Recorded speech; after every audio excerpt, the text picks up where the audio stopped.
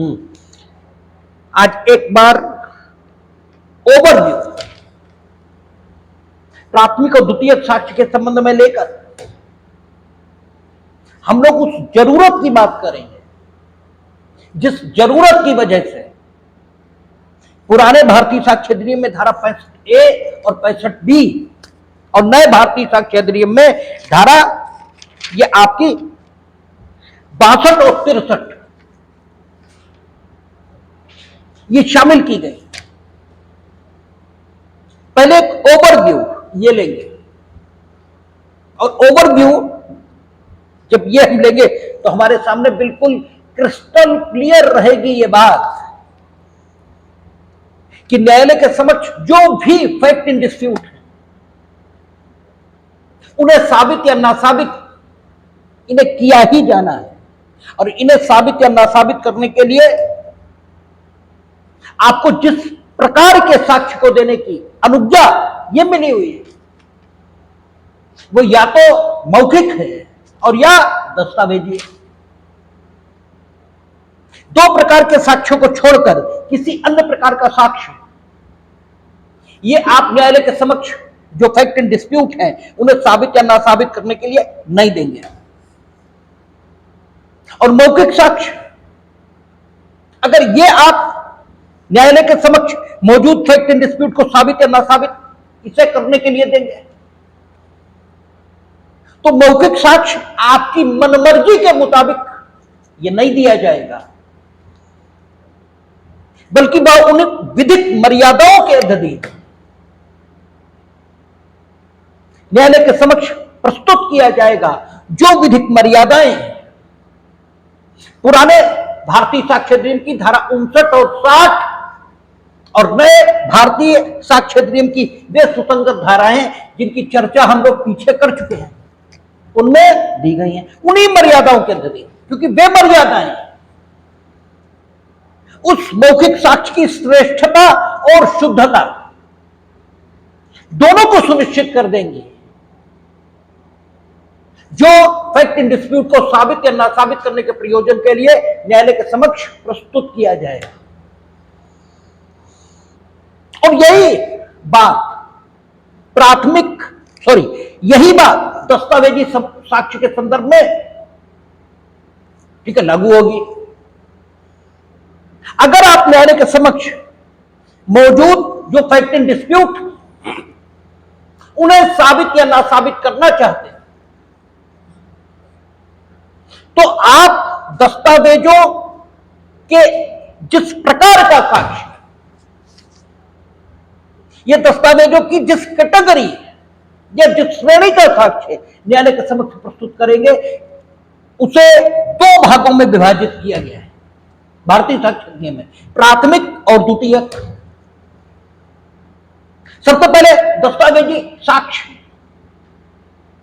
इसे देने के लिए जो धारा भारतीय साक्ष्य अधिनियम में शामिल की गई है वो पुराने भारतीय साक्ष्य अधिनियम की धारा 61 है जो क्या कहती है और नए भारतीय साक्ष्य अधिनियम की ठीक है धारा 56 है जो क्या कहती है दस्तावेजों की अंतर्वस्तु या तो प्राथमिक या द्वितीयक साक्ष्य इसी से साबित की जाएगी। और ऐसा ये क्यों कहती है इसलिए कि दस्तावेजों की अंतर्वस्तु इसके लिए सबसे बेहतर प्रकार का जो साक्ष्य हो सकता है वो स्वयं दस्तावेज को प्रस्तुत कर देना ही हो सकता है कि स्वयं दस्तावेज प्रस्तुत कर दिया जाए न्यायालय स्वयं उसे पढ़ लेगा और स्वयं दस्तावेज को पढ़े जाने के आधार पर जिस साक्ष्य को निष्कर्षित किया जाना चाहिए उस साक्ष्य को निष्कर्षित कर लेगा। ठीक है ना। लेकिन आप मूल रूप से स्वयं दस्तावेज उसके समक्ष प्रस्तुत कर दें ताकि न्यायालय सुविधापूर्वक दस्तावेज की अंतर्वस्तु स्वयं पढ़कर अपना विचार ये बना ले। यही सबसे बेहतर तरीका हो सकता है यदि आप फैक्ट इन डिस्प्यूट के संबंध में किसी दस्तावेज का साक्ष्य अर्थात उसकी अंतर्वस्तु का साक्ष्य ये देना चाहते हैं। तो सबसे बेहतर तरीका यही हो सकता है कि स्वयं दस्तावेज ये आप न्यायालय में प्रस्तुत कर दें। ठीक है, और इसीलिए धारा 57 नए भारतीय साक्ष्य अधिनियम में, अब पुराने में धारा 62 ये कहती है कि प्राथमिक साक्ष्य से अभिप्रेत है मूल रूप से स्वयं दस्तावेज का प्रस्तुत किया जाना। ठीक है ना, क्योंकि मूल रूप से दस्तावेज इसे पेश किया जाना ही सबसे बेहतर साक्ष्य का दिया जाना है।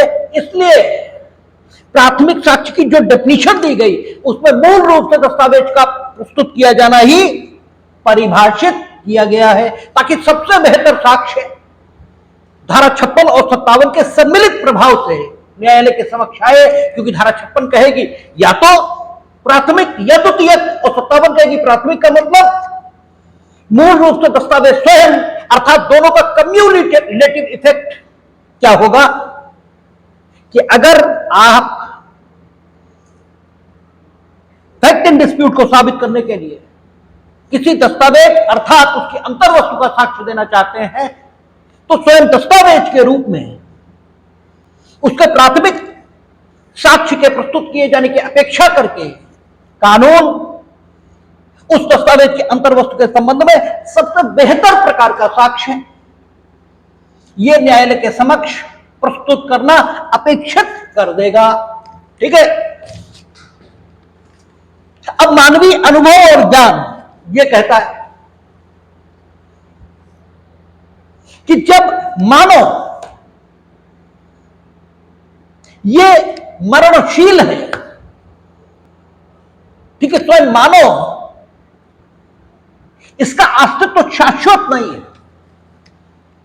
और जब इस लोक को मृत्युलोक कहा गया, और मृत्युलोक इसीलिए कहा, वो गाना पहले आता था, सूरज मरी है, ठीक है, चंदा मरी है, मरिए धरती आकाशा, ये कबीर का प्रसिद्ध भजन है।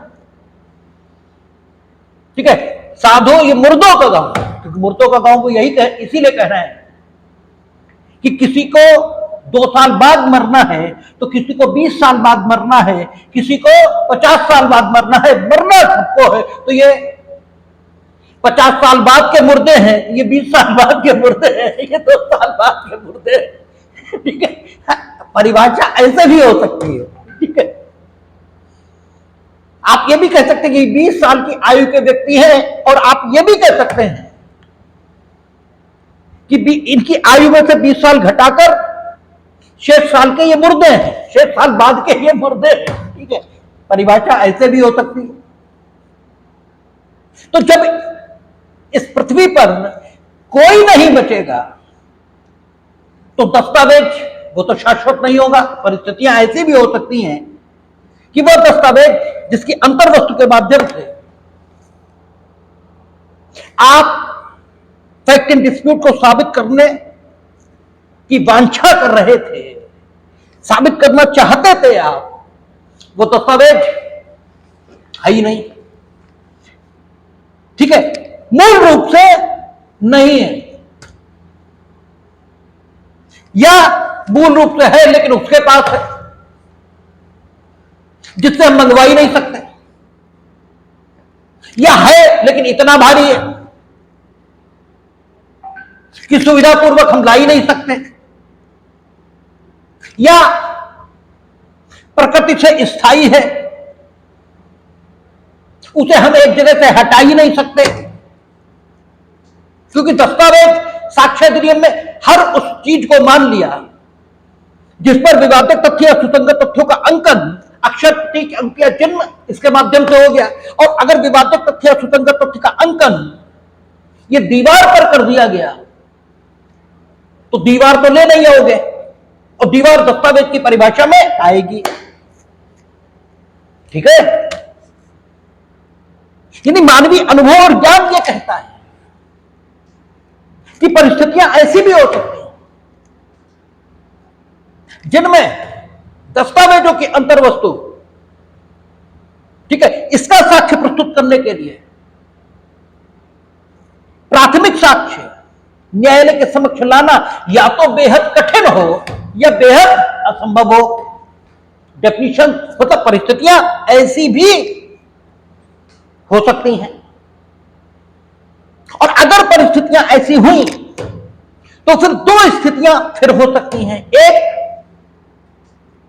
कि वो दस्तावेज जिसकी अंतर्वस्तु का न्यायालय के समक्ष आप साक्ष्य देना चाहते हैं, उसकी अंतर्वस्तु का साक्ष्य इसलिए उपलब्ध नहीं है क्योंकि मूल किसी अन्य के कब्जे में, अर्थात परिस्थितियां ऐसी हैं कि उसका मूल न्यायालय के समक्ष लाया जाना अत्यंत कठिन है। ठीक है। और एक परिस्थिति ऐसी हो सकती है जिसमें मूल का, ठीक है, कोई कॉपी या कोई अन्य चीज हो ही ना, अर्थात मूल का जो अंतर्वस्तु है मूल की, उसका साक्ष्य न्यायालय के समक्ष प्रस्तुत किया ही ना जा सकता हो। ठीक है, क्योंकि वो नष्ट हो गया। लेकिन उसकी कॉपी उपलब्ध है, मूल नहीं है, कॉपी उपलब्ध है। तो अगर हम चाहें तो नियम ऐसे भी रख सकते हैं कि नहीं, मूल के सिवा कुछ नहीं, यानी प्राथमिक साक्ष्य के अलावा कुछ नहीं।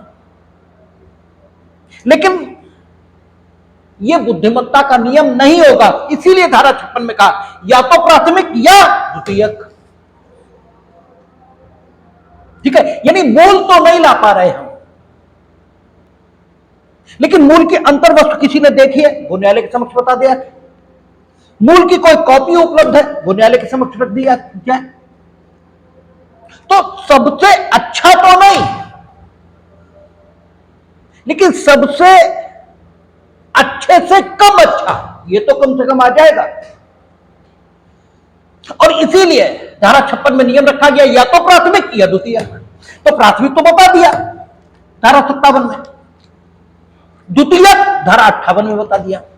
ठीक, पुराने भारतीय साक्ष्य नियम तो 56, 57 और 58 की जगह आप 61, 62 और 63 ये कर लें। ठीक है। अब 63 में जब द्वितीय साक्ष्य की परिभाषा, ये हम पढ़ते हैं, तो द्वितीय साक्ष्य की परिभाषा ये कहती है कि द्वितीय साक्ष्य से अभिप्रेत है और उसके अंतर्गत आते हैं। बस इतना ही कहा उसने। और फिर द्वितीय साक्ष्यों की एक सूची, यह धारा 58 में आ गई। और पुरानी भारतीय साक्ष्य नियम की बात करें तो धारा 63 में भाषा यही है। और फिर द्वितीय साक्ष्यों की एक सूची ये तो दी गई, लेकिन द्वितीय साक्ष्य यही है ये नहीं कहा गया। ये कहा इसके अंतर्गत ये आते हैं, इतना तो कहा, लेकिन ये नहीं कहा कि द्वितीय साक्ष्य के अंतर्गत ये ही आते हैं, ये नहीं कहा। और जब ये ही आते हैं ये नहीं कहा,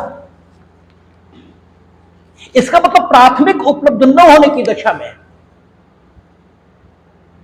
अगर द्वितीयक उपलब्ध हो और वह द्वितीयक उसी प्रकार शुद्ध भी हो या उसकी शुद्धता उसी प्रकार सुनिश्चित की जा सकती हो जिस प्रकार की शुद्धता द्वितीयक साक्ष्य की जो सूची दी गई है उसमें शामिल जो द्वितीयक साक्ष्य हैं उनकी शुद्धता जिस प्रकार सुनिश्चित की गई है, अगर कोई साक्ष्य जो उस सूची में तो शामिल नहीं है लेकिन उसकी शुद्धता उसी प्रकार या उसी स्तर की सुनिश्चित की जा सकती है जिस स्तर की शुद्धता सुनिश्चित करने के उपरांत उन वस्तुओं को जो द्वितीयक साक्ष्य की सूची में शामिल है उन्हें द्वितीयक साक्ष्य में शामिल कर दिया गया, तो फिर कोई ऐसी चीज जिसकी शुद्धता उस स्तर पर सुनिश्चित कर ली गई है जिस स्तर पर सुनिश्चित की जानी चाहिए थी और जिसे द्वितीयक साक्ष्य की सूची में स्थान नहीं मिल पाया, उसे अगर न्यायालय के समक्ष प्रस्तुत किया जाए तो आपत्ति क्यों होनी चाहिए? होनी नहीं चाहिए। ठीक है ना। भाई बात यही तो है कि कोई साक्ष्य द्वितीय साक्ष्य की डेफिनेशन में आ रहा है, बस सिर्फ उसे द्वितीय साक्ष्य की सूची में शामिल नहीं किया गया। ठीक है, और वो लगभग उतना ही शुद्ध भी है जितनी शुद्धता द्वितीय साक्ष्य की सूची में शामिल अन्य साक्ष्यों की है। तो सिर्फ इस कारण से, इस तथ्य के होते हुए कि द्वितीय साक्ष्य की जो परिभाषा दी गई वो इंक्लूसिव है, एक्सक्लूसिव नहीं है, उसका साक्ष्य न्यायालय के समक्ष क्यों नहीं दिया जाना चाहिए? ठीक है, आखिर उसे देने में और न्यायालय को उसे ग्राह्य करने में आपत्ति क्यों होनी चाहिए? ठीक है ना? और यही वो सवाल है जिससे धारा 65A, 65B और वर्तमान भारतीय साक्ष्य अधिनियम में धारा 63 और धारा 62 इसके आने की राह ये खोल दी। यही वो, ठीक है, प्रश्न है। भारतीय साक्ष्य अधिनियम 1872 में बना। जब 1872 में बना था तब कंप्यूटर नहीं था। ठीक है, तब कंप्यूटर नहीं था, लेकिन कालांतर में कंप्यूटर आ गया और कंप्यूटर इसमें जो कुछ स्टोर है, ठीक है, उसे प्राथमिक साक्ष्य नहीं कहा जा सकता, क्योंकि प्राथमिक साक्ष्य, ठीक है, यह तभी कहा जाएगा जब कंप्यूटर सामने रखते ही न्यायालय को स्वयं उसमें जो अंकित है आंकड़ों के तौर पर वो न्यायालय को दिखाई देने लगे, तभी तो ये प्राथमिक साक्ष्य हुआ। जबकि कंप्यूटर से आप क्या करते हैं? डाउनलोड करते हैं ना, और डाउनलोडेड आप न्यायालय के समक्ष प्रस्तुत करते हैं, तो वो तो द्वितीयक ही हुआ भाई। वो whatever you have been produce before the court, ठीक है, that is secondary, not primary. है तो वो सेकेंडरी, ठीक है, लेकिन कंप्यूटर से जो कुछ डाउनलोड होता है वो उतना ही शुद्ध है जितना द्वितीय साक्ष्य की जो डेफिनेशन दी गई है उसमें शामिल वे प्रतियां जो ऐसी यांत्रिक प्रक्रिया से बनाई गई हैं जो प्रक्रिया स्वयं ही उन प्रतियों की शुद्धता सुनिश्चित करती है। ठीक है ना? कंप्यूटर से जो कुछ डाउनलोडेड है वो इसी के समान शुद्ध है। ठीक है, उसकी शुद्धता में कहीं कोई दो राय नहीं हो सकते। ठीक है, क्योंकि वो यांत्रिक प्रक्रिया जिससे आप डाउनलोड कर रहे हो वो स्वयं उसकी शुद्धता को सुनिश्चित कर रहा है। ठीक है, तो डाउनलोडेड को अगर द्वितीयक साक्ष्य की सूची में शामिल न होते हुए भी साक्ष्य में ले लिया जाए तो गलत क्या है या गड़बड़ क्या है? ठीक है, और वो भी उस दशा में जबकि द्वितीयक साक्ष्य की जो सूची है, ठीक है, वो इंक्लूसिव नेचर की है, एक्सक्लूसिव नेचर की नहीं है।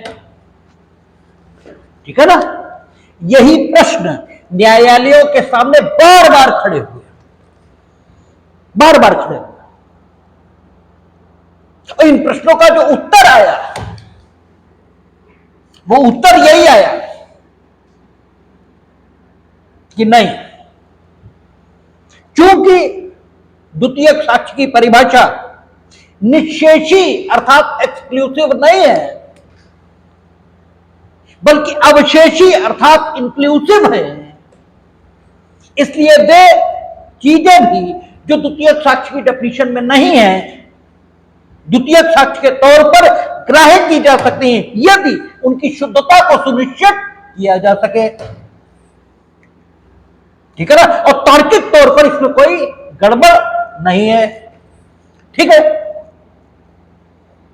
और फिर उन्होंने क्या किया, न्यायालयों ने बार बार द्वितीयक साक्ष्य की सूची में डाउनलोडेड कंप्यूटर, ठीक है, जो प्रिंट था, डाउनलोडेड प्रिंट था, वो स्वीकार किया। लेकिन न्यायालयीन विधि की जो खराबी है वो यही है कि न्यायालय कभी भी अपना मत बदल लेगा। ठीक है ना?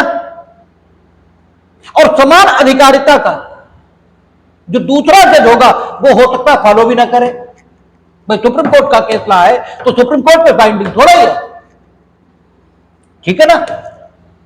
तो इसलिए अगर लेजिस्लेचर एक्ट के तौर पर उस चीज को अधिनियमित कर दे तो बात बन जाती है। और यही वो वजह थी जिसकी वजह से धारा 65A ये बनाई गई पिछले अधिनियम में। और न्यायालयों के वे जो डिसीजन आए थे, देखिए यहां से एक बात और तय होती है, यह तय होती है कि द्वितीयक साक्ष्य की परिभाषा बढ़ाई भी, वो द्वितीयक साक्ष्य की सूची, परिभाषा नहीं सूची, ये बढ़ाई भी जा सकती है क्योंकि वो इंक्लूसिव है, एक्सक्लूसिव नहीं है। ठीक है? और यही वो कारण था कि 65A के माध्यम से न्यायालयों के वे निर्णय जो उन्होंने कंप्यूटर आउटपुट के संबंध में दिए थे, अधिनियमित तरीके से भारतीय साक्ष्य अधिनियम का भाग ये बना दिए गए। और जब पूरी तरह रिवाइज हुआ भारतीय साक्ष्य अधिनियम, ठीक है, तो रिवाइज भारतीय साक्ष्य अधिनियम में उनको धारा 62 और धारा 63 के रूप में स्थान मिल गया। और ऐसा किया जाना एकदम ठीक, इसमें कोई गड़बड़ और कोई गलत बात नहीं है। ठीक है ना? क्योंकि ये द्वितीयक साक्ष्य है।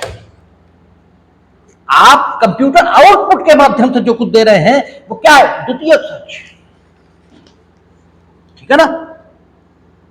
इसके अलावा वो कुछ नहीं। और प्रथमतः इसे 65A के रूप में और उससे भी पहले केस लॉ के आधार पर ग्राह्य किया गया था।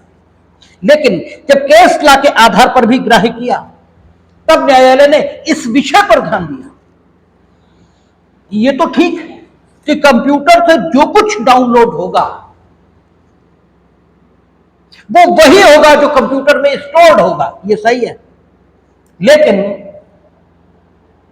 कंप्यूटर में जो कुछ स्टोर होगा वही तो डाउनलोड होगा, और जो कुछ स्टोर होगा वो होगा जो उसमें स्टोर किया जाएगा, और जो उसमें स्टोर किया जाएगा वो ठीक ढंग से स्टोर किया गया था। ठीक है ना? इसे सुनिश्चित किया जाना यह भी तो जरूरी है, यह भी तो जरूरी है। भाई ये ठीक है कि कंप्यूटर में लिखा था कि मिस्टर ए चोर है, ठीक है, और कंप्यूटर से जो कुछ डाउनलोड होके आया उस पर भी यही लिखा है कि मिस्टर ए चोर है। क्यों? कंप्यूटर वही डाउनलोड करेगा जो उसमें है। लेकिन जो कुछ कंप्यूटर में पहुंचा वो जिसने पहुंचाया, ठीक है, या जिसके द्वारा वो पहुंचाया गया कहा जाता है उसी ने पहुंचाया। पहले इसका सबूत तो आए। हो सकता तुम्हें कंप्यूटर खुला मिल गया हो, तुम्हारा अकाउंट हैक हो गया हो, किसी हैकर ने मिस्टर ए चोर है ये उसमें भर दिया हो। मिस्टर ए चोर है या नहीं है ये अलग बात है, लेकिन कम से कम मिस्टर ए चोर हैं, ये जिस कंप्यूटर से डाउनलोड हुआ उस कंप्यूटर पर अधिकारिता रखने वाले व्यक्ति ने ही उसमें मिस्टर ए चोर हैं ये भरा था, ये तो तय होना चाहिए, ठीक है ना। यानी कंप्यूटर डाउनलोडेड जो कुछ न्यायालय के समक्ष है उसकी इस ढंग की शुद्धता के संबंध में तो कल्पना की जा सकती है कि वो वही है जो कंप्यूटर में स्टोर है, लेकिन वो कंप्यूटर में सम्यक तरीके से स्टोर हुआ था इसकी क्या गारंटी है, ठीक है। और इसको भी तो सुनिश्चित किया जाना चाहिए। इसीलिए धारा 65A आने से पूर्व जिन केस लॉज के आधार पर कंप्यूटर आउटपुट को सेकेंडरी एविडेंस मानकर इस तर्क के साथ कि सेकेंडरी एविडेंस की जो सूची है वो निश्चयी नहीं है, ठीक है, अलाउड किया जाता था, ठीक है, उसमें न्यायालय का निर्णय यह भी था कि इस प्रकार के साक्ष्य को ग्राह्य करने से पहले उस व्यक्ति जिसका नियंत्रण कंप्यूटर पर था और जिसके द्वारा वो डाउनलोडेड जो न्यायालय के समक्ष रखा गया है कंप्यूटर में भरा कहा जाता है, उसे न्यायालय के समक्ष परीक्षित होकर यह साक्ष्य देना होगा कि उसने स्वयं अपने कारोबार के सामान्य अनुक्रम में कंप्यूटर की ठीक अवस्था में उस आंकड़े को, उस डेटा को कंप्यूटर में स्टोर किया था जिसे डाउनलोडेड फॉर्म में न्यायालय के समक्ष प्रस्तुत किया गया है। और आप जानते हैं कि दस्तावेजों की अंतर्वस्तु के सिवाय सभी तथ्य मौखिक साक्ष्य से साबित किए जा सकते हैं, ठीक है। इसीलिए यह व्यक्ति जो कंप्यूटर पर प्राधिकार रखता था इसे न्यायालय के समक्ष परीक्षित होना जरूरी था, ठीक है। वक्त बदला, सुविधा के दृष्टिकोण से इस व्यक्ति के साक्ष्य को जब अधिनियमित फॉर्म में, ये तो केस लॉ के जमाने की बात हो गई, जब इनेक्टेड लॉ की फॉर्म में 65A और 65B पिछले भारतीय साक्ष्य अधिनियम में लाए गए तो न्यायालय ने इस डेटा की शुद्धता के संबंध में, इस डेटा की शुद्धता के संबंध में भरने वाले के मौखिक साक्ष्य की जो अपेक्षा थी उसके स्थान पर इस, ठीक है, व्यक्ति के प्रमाण पत्र को मान्य कर दिया जो या जिसके संबंध में यह कहा गया था कि डेटा उसने अपलोड किया था, भरा, ठीक है, भरा था उसके प्रमाण पत्र को, यदि वो प्रमाण पत्र दे दे इस आशय का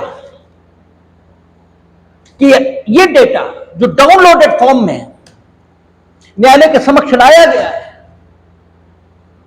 ये मैंने अपलोड किया था, ठीक है, और उस समय अपलोड किया था जब कंप्यूटर नियमित रूप से प्रयोग में आ रहा था। नियमित का मतलब यह भी हो सकता है हर समय प्रयोग में आ रहा था, नियमित का मतलब यह हो सकता है कि वीकली डेटा, ठीक है, भाई ये भी तो होता है डेटा अपलोड वीकली करते हैं, फोर्टनाइटली करते हैं, डेली करते हैं, ठीक है, नियमित प्रयोग में आ रहा था।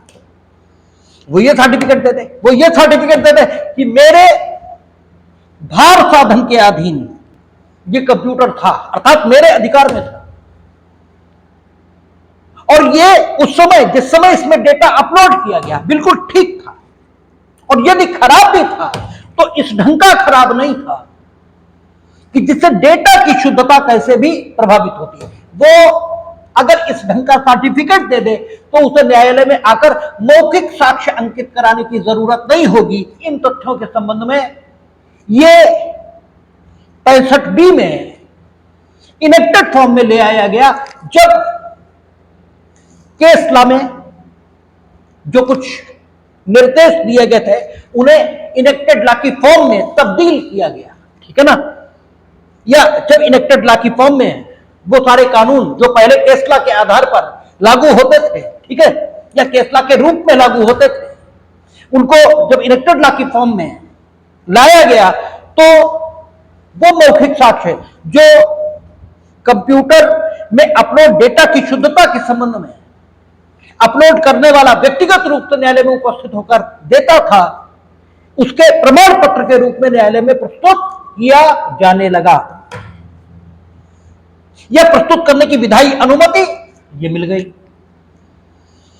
ठीक है। और सिर्फ इसी प्रकार से कंप्यूटर डाउनलोडेड को न्यायालय के समक्ष रखा जाएगा, यह विधायी अपेक्षा धारा 65A के रूप में, और डाउनलोडेड को न्यायालय के समक्ष रखने की, ठीक है, प्रक्रिया ये 65B में विधायिका के द्वारा अधिनियमित कर दी गई। और वर्तमान भारतीय साक्ष्य अधिनियम में जो 65A था वो 62 बन गया, और जो आपका 65B था वो 63 बन गया, ठीक है।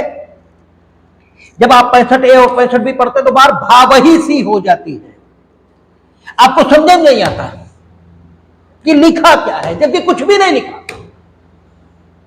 अगर इस दृष्टिकोण से आप पढ़ेंगे तो आपको वो बड़ी आसान दिखाई देगी।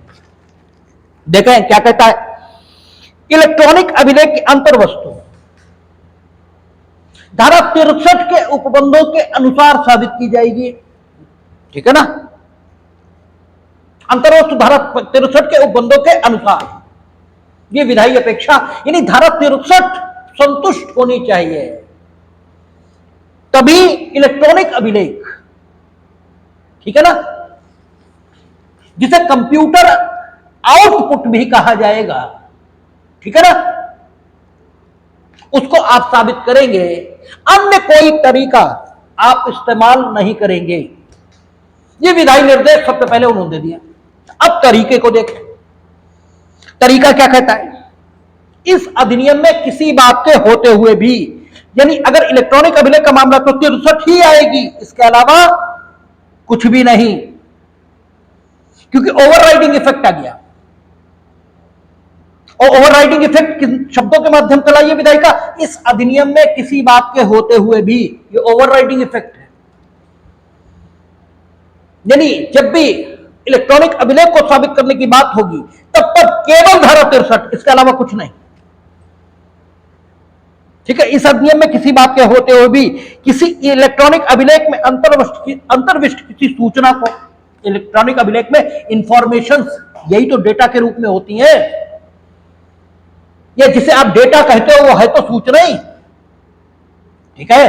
तो कहता किसी इलेक्ट्रॉनिक अभिलेख में अंतर्विष्ट किसी सूचना को भी जो कंप्यूटर या किसी संचार युक्ति, ठीक है, कम्युनिकेशन की जो डिवाइसेस हैं, युक्ति यानी डिवाइसेस, ठीक है ना, युक्ति या अन्यथा द्वारा भंडारित है, अभिलिखित है, या किसी इलेक्ट्रॉनिकी प्रारूप द्वारा उत्पादित है और किसी कागज पर मुद्रित यानी प्रिंटेड है, प्रकाशीय या चुंबकीय मीडिया या अर्धचालक मेमोरी में भंडारित है। जैसे आप वो क्या होती है, अरे क्या होती है वो पेन ड्राइव, उसमें आप मैग्नेटिक फॉर्म में स्टोर करते हैं ना, ठीक है ना, अभिलिखित या नकल की गई हो यानी पायरेटेड की गई हो, कॉपी की गई हो, ठीक है ना, जिसे इसमें इसके पश्चात कंप्यूटर निर्गम कहा है। निर्गम माने डाउनलोडेड, कंप्यूटर डाउनलोडेड वो निर्गम है, ठीक है ना।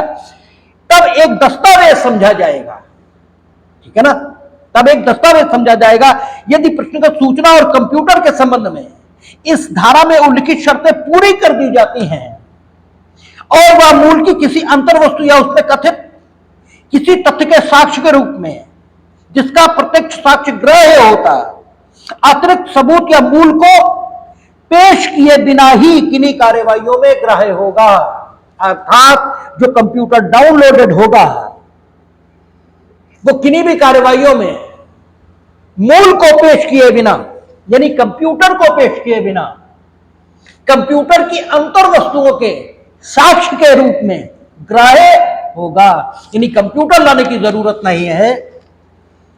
कंप्यूटर का जो प्रिंट आउट है या जो कंप्यूटर से डाउनलोडेड है वो सिर्फ न्यायालय के समक्ष रख दीजिए और इस धारा की अपेक्षाओं को पूरा कर दीजिए। तो कंप्यूटर मूल रूप से लाने की कोई जरूरत नहीं, ठीक है। या वो इलेक्ट्रॉनिक अभिलेख, वो कैमरा भी होता, कैमरा भी तो कंप्यूटर है, कैलकुलेटर भी तो कंप्यूटर है, उसे मूल रूप से लाने की जरूरत नहीं है।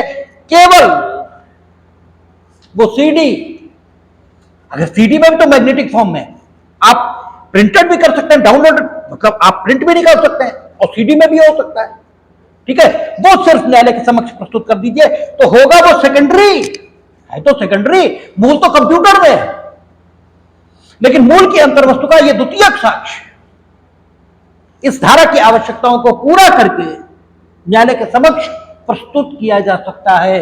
और धारा की आवश्यकताएं क्या है, जिन्हें पूरा करने पर इस प्रकार का इलेक्ट्रॉनिक अभिलेख का द्वितीयक साक्ष्य ग्राह्य हो जाएगा। ये वही आवश्यकताएं हैं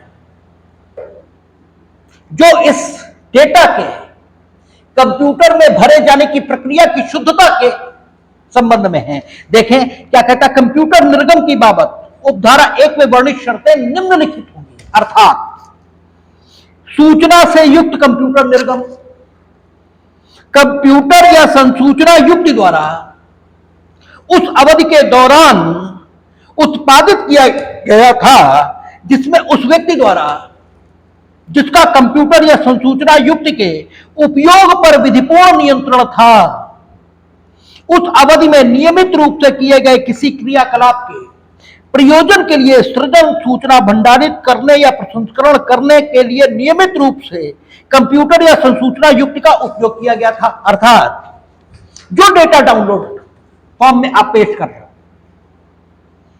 उसके संबंध में यह साबित किया जाना चाहिए कि वो उस व्यक्ति के द्वारा जिसका कंप्यूटर पर विधिपूर्ण नियंत्रण था, अर्थात फोन आपका था तो आपका विधिपूर्ण नियंत्रण है, जिसका भी कंप्यूटर पर विधिपूर्ण नियंत्रण था उसने ही उस डेटा को कंप्यूटर में स्टोर किया था, उसने ही स्टोर किया था। इस तथ्य का सबूत होना चाहिए। और इस तथ्य का सबूत आप देंगे कैसे, इसके संबंध में धारा 4, ठीक है। धारा 4 क्या बताती, किन्हीं कार्रवाइयों में जहां इस धारा के आधार पर साक्ष्य में विवरण दिया जाना वांछित है, निम्नलिखित बातों में से किसी को पूरा करते हुए प्रमाण पत्र को प्रत्येक बार इलेक्ट्रॉनिकी अभिलेख के साथ वहां प्रस्तुत किया जाएगा जहां से स्वीकृत के लिए प्रस्तुत किया गया है। अर्थात विवरण में से युक्त इलेक्ट्रॉनिक अभिलेख की पहचान करना, उस रीत का वर्णन करना। अभी हम धारा 4 पूरी नहीं पढ़ रहे, लेकिन यह आपको बताए दे रहे हैं कि सिर्फ उस व्यक्ति का सर्टिफिकेट देना जरूरी होगा जो कंप्यूटर पर विधिपूर्ण नियंत्रण रख रहा था। उसे स्वयं न्यायालय में आने की कोई जरूरत नहीं है, वो खाली सर्टिफिकेट दे दे। इस तथ्य के साक्ष्य के लिए स्वयं उसने वो जो कुछ डाउनलोडेड रखा है कंप्यूटर में भरा था, सर्टिफिकेट दे दे और उसके सर्टिफिकेट के साथ वो डाउनलोडेड जो सीडी में है या प्रिंटेड फॉर्म में है वो न्यायालय के समक्ष अगर आप प्रस्तुत करेंगे तो मूल को प्रस्तुत किए बिना, यानी कंप्यूटर को लाए बिना, ठीक है, कंप्यूटर में जो कुछ अपलोड है वो सम्यक तरीके से उसका द्वितीयक साक्ष्य न्यायालय के समक्ष आ गया है, ये मान लिया जाएगा। और इसे द्वितीयक साक्ष्य की परिभाषा से बाहर क्यों कर दिया, ताकि ये स्वतंत्र साक्ष्य प्राथमिक साक्ष्य के बराबर का साक्ष्य बन जाए, इसलिए द्वितीयक साक्ष्य की सूची में नहीं रखा, अलग से 62 और 63 ये ले आए, ठीक है ना। क्योंकि आज की डेट पर कंप्यूटर का उपयोग बढ़ गया, ठीक है, स्वतंत्र धारा के रूप में, अन्यथा उसमें भी शामिल कर सकते थे सूची में, ठीक है, ठीक है। दूसरा आपको क्या साबित करना है, उक्त अवधि के दौरान इलेक्ट्रॉनिक अभिलेख में अंतर्विष्ट किस्म की सूचना या उस किस्म की जिससे इस प्रकार अंतर्विष्ट सूचना व्युत्पन्न की जाती है, उक्त क्रियाकलापों को सामान्य अनुक्रम में कंप्यूटर या सूचना युक्ति में नियमित रूप से भरा गया था। वो सूचना या उस सूचना से कुछ आपने भी उत्पन्न किया है। ठीक है, सूचना तो ये कि जहर के क्या प्रभाव होते हैं ये कंप्यूटर में था, उसमें से आपने बताया कि सांप के जहर के ये होते हैं और जो रासायनिक जहर हैं उनके ये होते हैं। तो जो आप सूचना न्यायालय को दे रहे हो वो उस सूचना से भी उत्पन्न है जो सूचना लेखक के लेख के रूप में कंप्यूटर में मौजूद है। ठीक है ना, तो अगर आपने सूचना भी उत्पन्न की है तो व्युत्पन्न सूचना, अगर मूल सूचना ही आप प्रस्तुत कर रहे हो तो मूल सूचना। इसके संबंध में जो ये भी साबित किया जाना चाहिए कि ये कारोबार के सामान्य अनुक्रम में यानी इन जनरल कोर्स भरा ही जाता था उस ढंग का डेटा कंप्यूटर में, इसलिए अपलोड किया गया था, किसी विशेष प्रयोजन से नहीं। क्योंकि विशेष प्रयोजन से हो सकता है तुम केवल न्यायालय में इसका साक्ष्य दे दिया जाए इसीलिए उसमें भर दो, तो ये तो फैब्रिकेशन हुआ, ये तो मिथ्या साक्ष्य गणना हुआ, ये तो मिथ्या साक्ष्य देना हुआ। तो नॉर्मल कोर्स वो भरा गया था, ये तथ्य भी साबित करना होगा। ठीक है, जो डाउनलोडेड सामग्री का सबूत न्यायालय में रख रहा है, और इस तथ्य को साबित आप कैसे करेंगे? वो इस सर्टिफिकेट के माध्यम से सर्टिफिकेट देते हैं बस। ठीक है, तीसरा, उक्त अवधि के महत्वपूर्ण भाग में आद्योपांत कंप्यूटर या संचार युक्ति समुचित रूप से काम कर रही थी अथवा नहीं, तो नहीं, यदि नहीं तो उस अवधि के उस भाग की बाबत जिसमें कंप्यूटर समुचित रूप से काम नहीं कर रहा था या उस अवधि में प्रचलन में नहीं था, ऐसी अवधि नहीं थी जिससे इलेक्ट्रॉनिक अभिलेख या उसके अंतर्वस्तु की शुद्धता प्रभावित होती हो। यानी सर्टिफिकेट जो आप प्रस्तुत करेंगे उसमें यह तथ्य भी उल्लिखित करेंगे, अर्थात इस तथ्य का भी साक्ष्य देंगे कि जिस समय कंप्यूटर में वो सूचना भरी गई थी वो ठीक था, उसमें कोई गड़बड़ी नहीं थी। अगर गड़बड़ी थी भी तो ऐसी नहीं थी जो डेटा की शुद्धता को प्रभावित कर देती। ये सर्टिफिकेट भी होगा, ये सर्टिफिकेट भी होगा, ये सर्टिफिकेट भी होगा। मीनिंग देयर बाय सर्टिफिकेट में ये तथ्य भी होगा कि इलेक्ट्रॉनिक अभिलेख में अंतर्निहित सूचना ऐसी सूचना से पुनः उत्पादित या व्युत्पन्न की जाती है जिसे उक्त क्रियाकलापों के सामान्य अनुक्रम में कंप्यूटर या सूचना में भरा गया था। ये तथ्य भी उल्लिखित होगा, और यह तथ्य उल्लिखित करने वाला सर्टिफिकेट जब आप न्यायालय में पेश करेंगे तो मूल को प्रस्तुत किए बिना ही, यानी मूल रूप से कंप्यूटर न्यायालय में आए बिना ही आप डाउनलोडेड चीजों का सबूत, डाउनलोडेड वो किसी भी फॉर्म में हो, सीडी में हो, पेन ड्राइव में हो, प्रिंटेड मटेरियल के रूप में हो, किसी भी रूप में हो, आप साबित कर पाएंगे। ठीक है, अच्छा, जहां किसी अवधि में उपधारा 2 के खंड का में यथा उल्लिखित उस अवधि के दौरान नियमित रूप से किए गए किन्हीं क्रियाकलापों के प्रयोजनों के लिए सूचना के सृजन, भंडारण या प्रसंस्करण का कार्य नियमित रूप से एक या अधिक कंप्यूटरों या संचारों द्वारा नियमित रूप से निष्पादित किया गया था, चाहे एकल ढंग में किसी कंप्यूटर प्रणाली पर या किसी कंप्यूटर नेटवर्क पर, या सूचना को समर्थ बनाने की सूचना का सृजन करने या उपलब्ध कराने वाले प्रक्रमण और भंडारण करने वाले कंप्यूटर साधन पर, या किसी मध्यवर्ती द्वारा, चाहे वह एक या अधिक कंप्यूटरों या एक से अधिक कंप्यूटरों के संयोजन द्वारा किसी भी क्रम में हो। उस अवधि के दौरान उस संयोजन के लिए उपयोग किए गए सभी कंप्यूटर या संचार युक्तियों को इस धारा के प्रयोजनों के एकल कंप्यूटर या संचार युक्ति के रूप में माना जाएगा, और इस धारा में कंप्यूटर या संचार युक्ति के प्रति निर्देश का तदनुसार अर्थ लगाया जाएगा। तो ये कोई खास बात ही नहीं,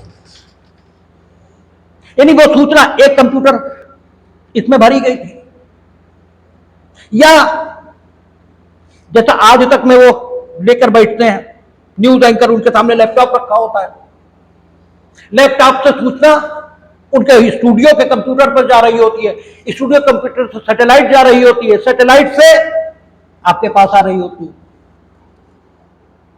ठीक है ना, तो एक पूरी प्रणाली है कंप्यूटरों की, उसके माध्यम से सूचना ये आ रही। लेकिन आपको सर्टिफिकेट में सिर्फ यही कहना पड़ेगा कि सूचना कंप्यूटर में भरी गई थी।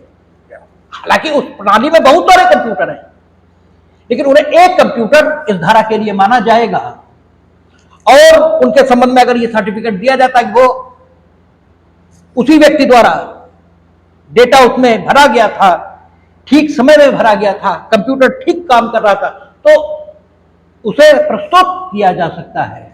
ठीक है ना, और सर्टिफिकेट इसमें क्या क्या चीजें होंगी धारा 4 बता रही। ठीक है, और 4 ही, ठीक है, और 5वां भी अच्छा, इस धारा के प्रयोजनों के लिए सूचना किसी कंप्यूटर या संचार युक्ति को प्रदान की गई समझी जाएगी यदि आप किसी समुचित रूप में प्रदान की गई है, चाहे इस प्रकार कोई किया गया प्रदान सीधे मानव हस्तक्षेप सहित या रहित या किसी समुचित उपस्कर के माध्यम द्वारा किया गया। यानी जैसे आपने सीसीटीवी लगा दिया तो सीसीटीवी अपने आप रिकॉर्ड कर रहा है, मानवीय हस्तक्षेप के बिना सूचनाएं कंप्यूटर में रिकॉर्ड हो रही, चाहे मानवीय हस्तक्षेप से आप उसमें अपलोड कर रहे हैं, तो चाहे सीसीटीवी का फुटेज ये आप ले लें तो भी कहा जाएगा कि कंप्यूटर से सूचना प्रदत्त की गई। ठीक है, जो सीसीटीवी फुटेज पर या सीसीटीवी पर कंट्रोल रखने वाला व्यक्ति है वो सर्टिफिकेट देगा, कौन सा, जो धारा 4 में अपेक्षित है और जिसके तथ्य धारा 1 में बताए गए हैं। ठीक है, धारा 1 में वो तथ्य बताए गए जो प्रमाण पत्र में होना चाहिए, धारा 4 प्रमाण पत्र बता रहा है। ठीक है ना, ऐसे करके है। और 5 ये कह रहा है कि चाहे मध्यक्षेप के बिना सूचना भरी गई हो और चाहे मध्यक्षेप से भरी गई हो सूचना दी जा सकती है। ठीक है, अच्छा, कंप्यूटर उत्पाद को कंप्यूटर या संचार युक्ति द्वारा उत्पादित समझा जाएगा, चाहे वह इसके द्वारा सीधे उत्पादित हो मानवीय मध्यक्षेप के बिना, ठीक है, या मानवीय मध्यक्षेप से, ठीक है, या किसी अन्य समुचित इलेक्ट्रॉनिक माध्यम से। यानी जब डाउनलोड आप कर रहे हो तो चाहे खुद करो और चाहे डाउनलोड अपने आप होता रहता हो। ठीक है, कैसी भी स्थिति हो, सूचना दी गई है, सूचना ली गई है, ये माना जाएगा। और उसके संबंध में अगर इस धारा द्वारा अपेक्षित प्रमाण पत्र अपेक्षित व्यक्ति के द्वारा दिया जाएगा तो मूल को प्रस्तुत किए बिना ही कंप्यूटर में जो मौजूद है उसकी अंतर्वस्तु का साक्ष्य न्यायालय के समक्ष दिया जा सकेगा। ठीक है, तो 62 और 63 पूर्व में धारा 65A और 65B इन्हें लाने की आवश्यकता क्या थी। ठीक है, और साथ ही ठीक है ये किस प्रकार, ठीक है, न्यायालय के समक्ष साक्ष्य के तौर पर कंप्यूटर उत्पाद को प्रस्तुत कर सकते हैं लोग, इसके संबंध में अधिनियमन ये करते हैं। ठीक है, तो ये सारी बात हुई और शेष बात हम लोग कल कर लेंगे क्योंकि बाकी लोग नहीं भी हैं तो इसलिए थोड़ा रखें तो ठीक।